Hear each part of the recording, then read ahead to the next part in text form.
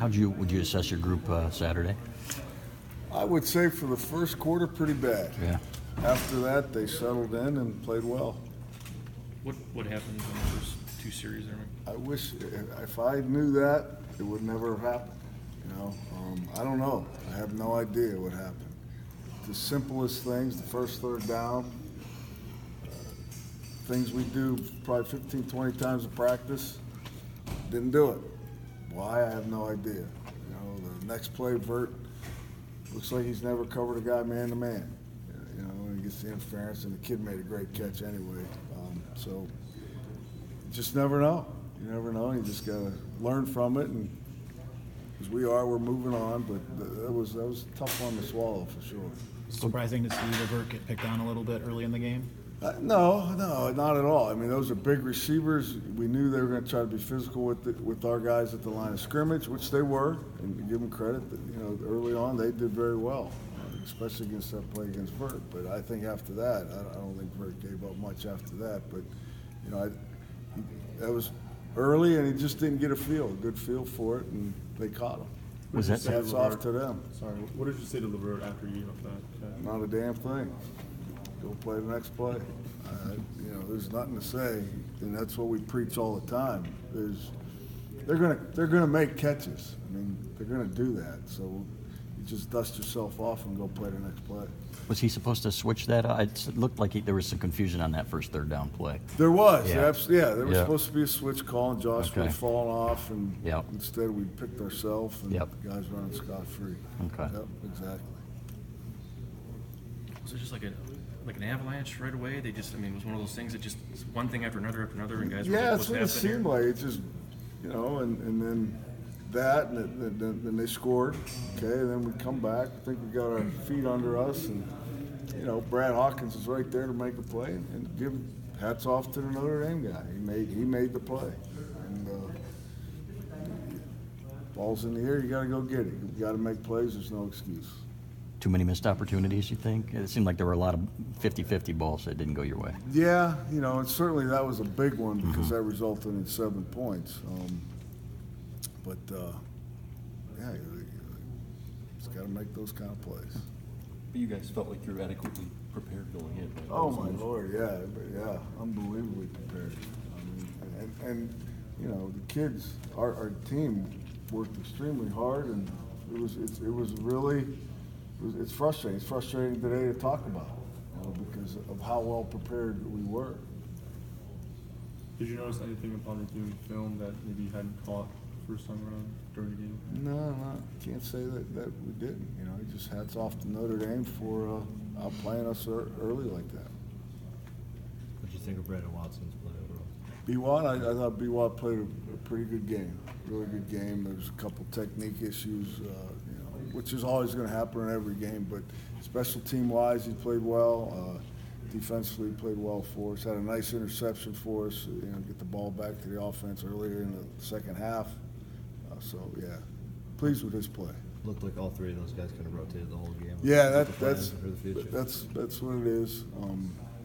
That's how we practice. That's how we're going to play. Is it like a drive-by-drive basis, or is it based on performance? Or? No, it's just drive-by-drive. And there's so many times there's nickel called, so all three of them will be on the field at the same time. So they're getting. It's a good way to get a little bit of rest, and then they keep those guys fresh. I'm just curious, when you're coaching off that game, do you focus on the negatives from early on, or do you tend to focus on how they rebounded? Well, as a coach, you have to focus on what you saw. Correct. Yeah. To correct, absolutely. But your second point is yes. You have to look at how they came back and they played well. They really did, and you got to compliment them on that. It's just trying to figure out and why that happened in the first place. And you can't put with your all finger the on prep. No, I really can't. It's a shame. What's he saying? So that's it for him for the year. Come on, Mac.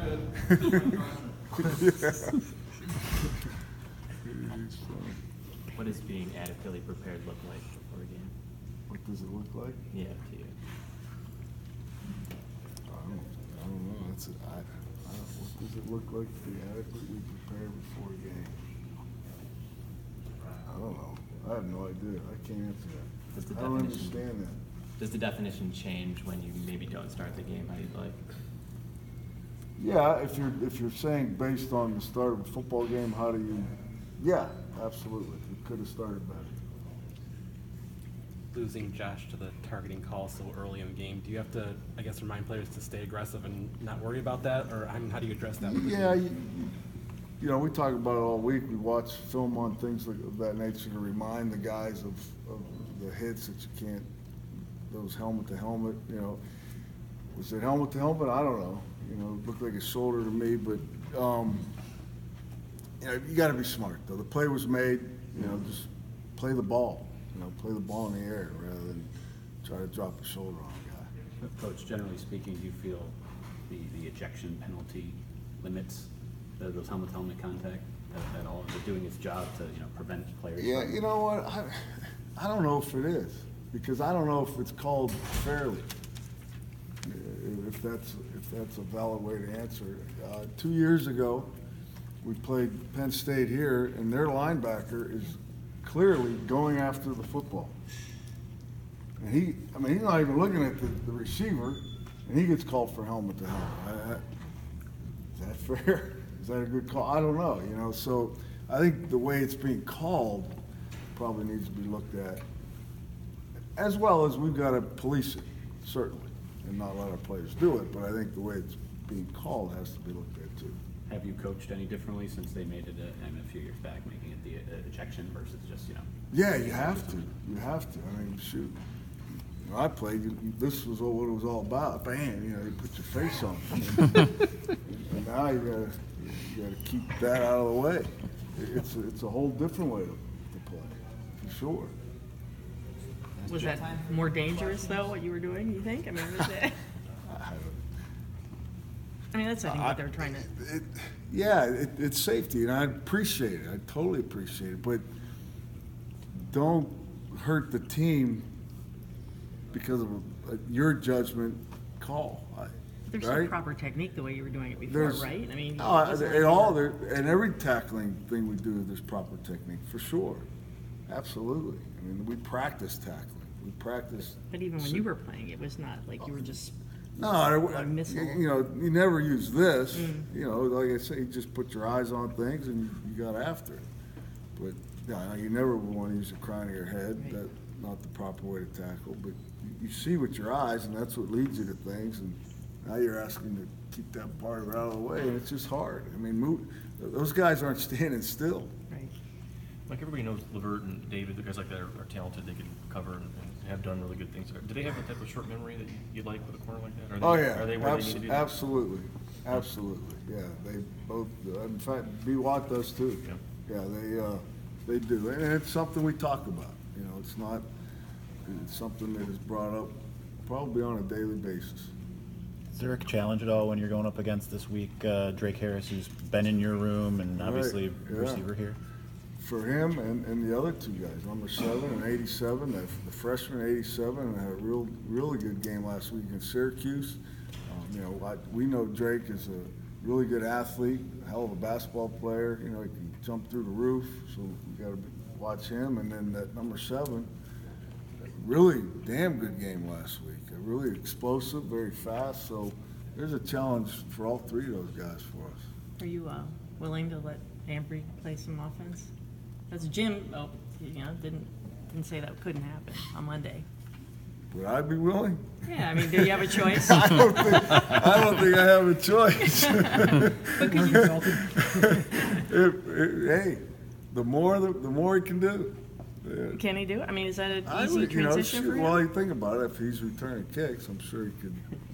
But that's out of my court. Out of my court.